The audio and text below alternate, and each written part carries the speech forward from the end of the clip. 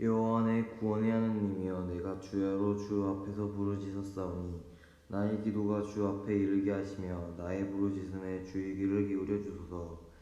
물은 나의 영혼에는 재난이 가득하며 나의 생명은 스올에 가까웠사오니 나는 무덤에 내려가는 자같이 인정되고 힘없는 용사와 같으며 죽은 자 중에 던져진 바 되었으며 죽임을 당하여 무덤에 누운 자 같으니이다. 주께서 그들을 다시 기억하지 아니하시니 그들은 주의 손에서 끊어진 자니이다. 주께서 나를 깊은 웅덩이와 어둡고 음침한 곳에 두셨사오며 주의 누가 나를 심히 누르시고 주의 모든 파도가 나를 괴롭게 하셨나이다. 주께서 내가 아는 자를 내게서 멀리 떠나게 하시고 나를 그들에게 가증한 것이 되게 하셨사오니 나는 갇혀서 나갈 수 없게 되었나이다. 곤란으로 말미암아 내 눈이 쇠하였나이다. 여호와여, 내가 매일 주를 부르며 주를 향하여 나의 두 손을 들었나이다. 주께서 죽은 자에게 기이한 일을 보이시겠나이까? 유령들이 일어나 주를 찬송하리이까? 주의 인자하심을 무덤에서 주의 성실함을 멸망 중에 선포할 수 있으리이까? 흑암 중에서 주의 기적과 이짐의 땅에서 주의 공의를 알 수 있으리이까? 여호와여, 오직 내가 주께 부르짖었사오니 아침에 나의 기도가 주의 앞에 이르리이다. 여호와여, 어찌하여 나의 영혼을 버리시며 어찌하여 주의 얼굴을 내게서 숨기시나이까? 내가 어릴 적부터 고난을 당하여 죽게 되었사오며 주께서 두렵게 하실 때에 당황하였나이다. 주의 진노가 내게 넘치고 주의 두려움이 나를 끊었나이다. 이런 일이 물같이 종일 나를 애우며 함께 나를 둘러쌌나이다. 주는 내게서 사랑하는 자와 친구를 멀리 떠나게 하시며 내가 아는 자를 흑암에 두셨나이다.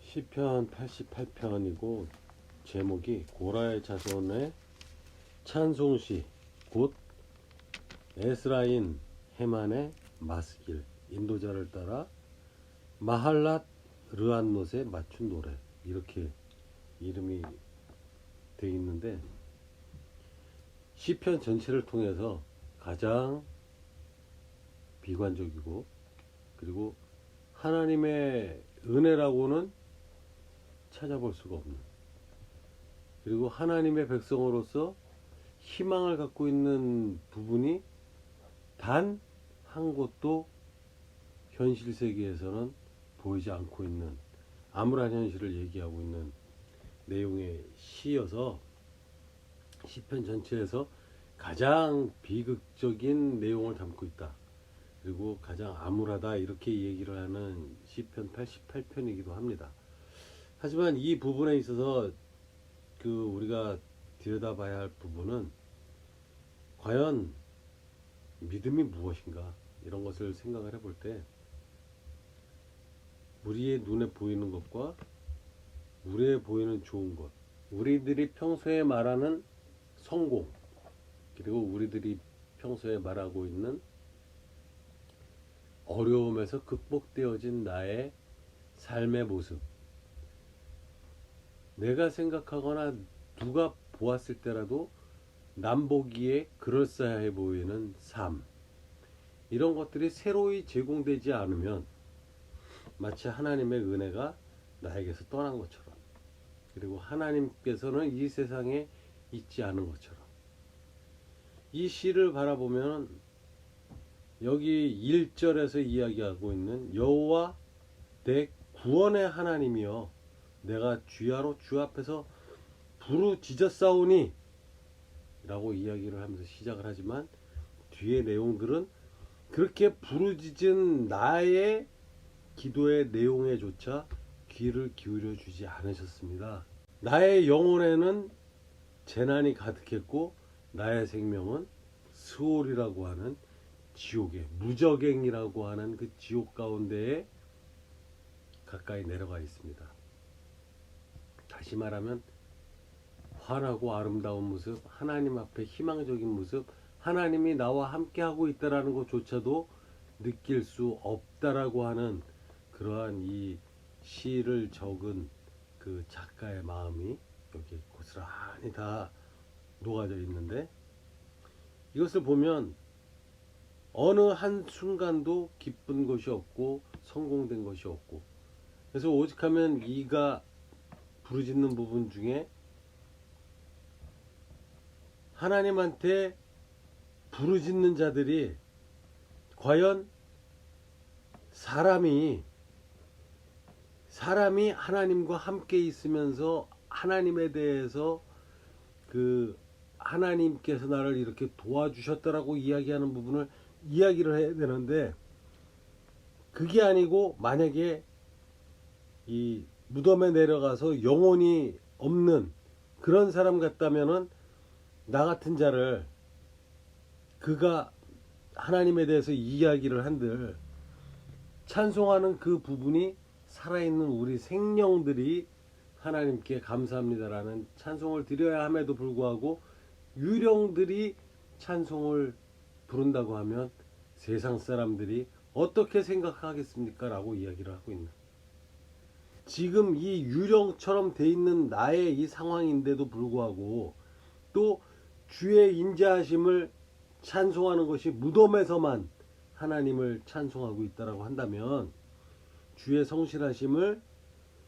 과연 이 세상에 이렇게 멸망되어 있는 이 상황 가운데에서도 하나님께서는 우리에게 성실하셨다라고 얘기할 수 있겠습니까? 라고 따질 정도의 하나님께서 우리에게 희망을 주고 있고 구원의 하나님이신 그분께서 나를 구원하고 있는 모습은 전혀 없다. 이러한 비극을 계속 부르짖고 있으면서 결국에는 이러한 일이 어느 정도냐면 물같이 나를 에워싸고 있는 물, 그리고 이 물이 내가 헤쳐나갈 수 있는 상황에 어떤 그런 상황을 가지고 있는 물이 아니라 나를 늘 에워싸버리고 있는, 마치 급류 같은 데 휩쓸려서 사람들의 이 익사 사고가 발생되는 것처럼 아무리 수영을 잘하고 아무리 물에서 능란한 자라 하더라도 물살에 그 휩쓸려서 쓸려져 내려갈 때는 수영 기교를 갖고 있다 하더라도 빠져나올 수 없는 그런 어려운 상황, 그것이 실제로 지금 이렇게 우리들에게 닥쳐지고 있다. 그런데 이 우리들은 누구냐? 바로 하나님을 믿는 자. 그리고 어떻게 하나님을 믿는 자냐 하면 하나님께서는 우리를 구원하시는 자입니다라고 믿고 있는 우리에게 하나님께서는 하나님이 계신 것처럼 느껴지지 않고, 그리고 주께서는 사랑하는 이 나를 친구처럼, 그리고 흑암에 있는 그 친구들처럼 나를 버려두셨습니다. 하나님, 나를 계속 이렇게 흑암에 두실 겁니까? 라는 절규도 포함되어 있는 이러한 시입니다. 하지만 우리가 이 순간 이 시를 쓴 저자의 마음에 우리가 같이 갈 수 있는 부분은 지금 예배하고 있다라는 이 사실인 거예요. 우리가 이러한 상황을 하나님 앞에 고하는 이 저자처럼 그 어느 곳을 봐도 답답한 것뿐이고 숨쉬기 힘든 답답함과 어두움 가운데 있는 상황일진데, 그럼에도 불구하고 주 나의 구원의 하나님이요 라고 하나님을 그 나의 위치에 있어서 나의 구원은 하나님만이 줄 수 있습니다 라고 하는 역설을 우리 입으로 고백할 수 있고, 그 뒤에 나의 이 어려운 상황들을 이야기를 하고 있으면서도 불구하고, 그렇기 때문에 그럼에도 불구하고 하나님께서는 나 이 유령처럼 되어버린 내가 하나님을 찬송하길 원합니까? 내가 기쁜 자리에서, 잔치 자리와 마찬가지인 그러한 곳에서 기뻐 즐거이 노래하며 하나님께 찬송 드리는 것이 더 좋지 않겠습니까?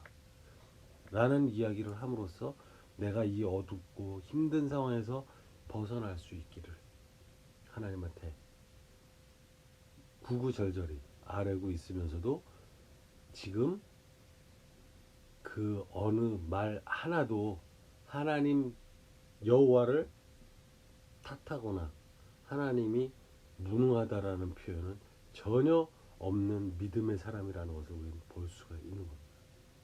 그러면 우리가 세상을 살아가고 있는 이런 상황 가운데에서도 그런 일이 없느냐 하면 요새 코로나 바이러스라고 하는 코비드19라고 하는 이 이름의 프로젝트는 과연 누구의 프로젝트인가? 어떤 사람은 뉴스에 민감해서 뉴스에서 이야기하는 모든 그대로를 믿고 일희일비합니다. 코로나가 좀 잠잠해졌습니다. 그러면 편안해진 것 같고, 코로나가 기승을 부립니다. 그러면은 마음이 불안하고. 하지만 그걸 떠나서 또 다른 좀 더 진실에 가까운 것들을 이야기를 한다 그러는 정보를 통해서 듣는 사람들은 정부가 국민들에게 거짓말하고 있습니다. 코로나의 상황은 지금보다도 더 심각합니다. 라고 하는 이야기를 듣고 나도 언젠가 저 코로나에 걸리면 죽어버리지 않을까? 숨 쉴 수 없게 되는 거 아닌가? 그리고 숨을 쉬고 있는 이 순간에도 그 부작용 때문에 우리의 폐가 딱딱해지는 이런 것들이 일어나서 폐가 폐기능을 할 수가 없게 되고 결국은 사람이 죽습니다. 이런 이야기가 나에게서 이루어지고 있는 것은 아닌가 라는 두려움, 그리고 내 귀한 아이가, 그리고 엄마가, 우리의 부모님이, 우리의 친척 중 누군가가 이렇게 억울하게 의미 없이 죽어버리는 것은 아닌가. 이런 두려움 가운데 살고 있는 우리의 현실이 이 내용과 크게 다를 게 없다라고 보여집니다. 하지만 우리에게는 어떤 희망이 남아있는 거 아니? 우리의 주님은 구원의 하나님이라는 겁니다. 단순히 저기 영인의 철순애를 도와주는 하나님이 아니라 나의, 그리고 나와 나의 가족을 둘러싼 우리의 구원의 하나님 여호와라는 것을 일종의 신앙 고백처럼 시작한 1절의 말씀 한번 다시 보겠는데, 여호와 내 구원의 하나님이여 내가 주야로 주 앞에서 부르짖었사오니. 이렇게 부르짖었지만 앞으로도 부르짖을 것이고 또 내일도 부르짖을 것이고 지금까지도 부르짖어 왔고, 내가 무언가 할 수 있을 것을 찾는 것을 포기했다라는 뜻이 아니라 주는 나의 구원의 하나님이라고 하는 것을 놓지 않는다라는 것, 그 믿음을 저버리지 않는다라는 것. 그래서 이곳을 통해서는 가장 절망적인 시이기도 하지만 우린 여기에서 우리 인간이 가져야 하는 마지막 희망의 그 끈은 바로 구원의 하나님이라는 것을 우리들이 다시 한번 생각하고 마음에 이분을 과연 온전하게 믿을 것인가, 아니면 그렇지 못한 존재인가에 대해서 의심을 한다면 한번 제대로 한번 의심해보고 그 의심이 깨끗하게 풀리든지, 아니면 그 의심이 너무나도 잘 맞는 것 같아서 하나님이란 존재 없다라고 믿어버리고 없는 존재로 가둬버리는, 그리고 내 자신이 하나님에게서 멀어지는 삶을 살든지 결정을 해야 할 겁니다. 하지만 중요한 것은 장사꾼 같은 이야기이지만 믿져봐야 본전이라는 이야기가 있습니다.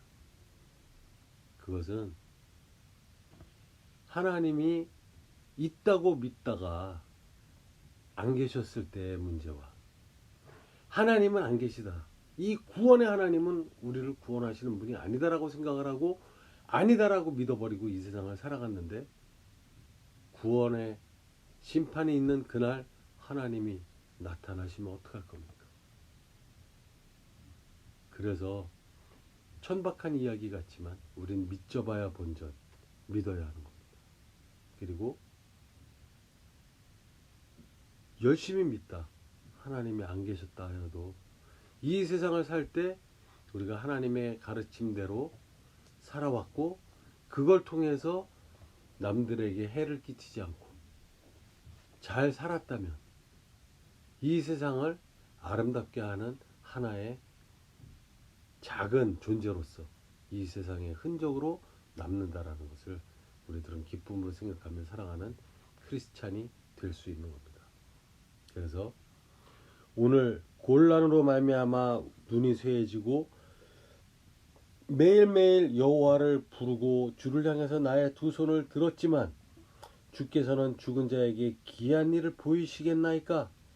유령들이 일어나서 주를 찬송하리이까? 우리가 죽어버리고 우리가 유령들이 돼버리기 이전에 우리를 도와주십시오 라는 이야기지요. 이것이 바로 10절에 있는 주께서 죽은 자에게 기한 일을 보이시겠습니까? 아니면 유령들이 일어나서 주를 찬송하겠습니까? 라고 이야기를 하는 이 시편 저자의 마음입니다. 하지만 우리가 지금 살아가고 있는 세상에서도 이런 마음이 틀리지 않다. 너무 나의 상황과 비슷하다 생각할 수 있지만 우리는 단순히 순간에 지금 집착하여서 이야기를 하고 있는 것이 아니라 내가 여호와께 부르짖는 일이 아침에 나의 기도가 주 앞에 이르리이다. 아침에 모든 것이 시작되는 그 시간에 하나님 앞에 나의 기도가 전달될 겁니다. 라고 이야기를 하는 이유는 지금 전달되는 것 같지 않습니다. 라는 반어가 숨어 있는 것이고 그렇다고 해도 주의 진노가 내게 넘치고 주의 두려움이 나를 끊었나이다. 이런 일이 물같이 종일 나를 에워싸고 있고 함께 나를 둘러쌌는데 주는 내게서 사랑하는 자와 친구를 멀리 떠나게 하시고 내가 아는 자를 흑암에 두셨나이다. 그럼 나는 환한 곳에 있습니까? 나도 어두운 곳에 있다. 라는 이야기를 하나님한테 드리지만 중요한 것은 이 모든 일은 15절에 보면 내가 어릴 적부터 고난을 당하여 죽게 되었사오며 주께서 두렵게 하실 때에 당황하였나이다. 이러는 시편 이 저자의 마음. 주님으로 인해서 내가 두려웠고 주님으로 인해서 두려움에 쌓였던 것이지 다른 이 어려운 상황들이 나를 둘러싸고 있고 애워싼다고 해서 하나님을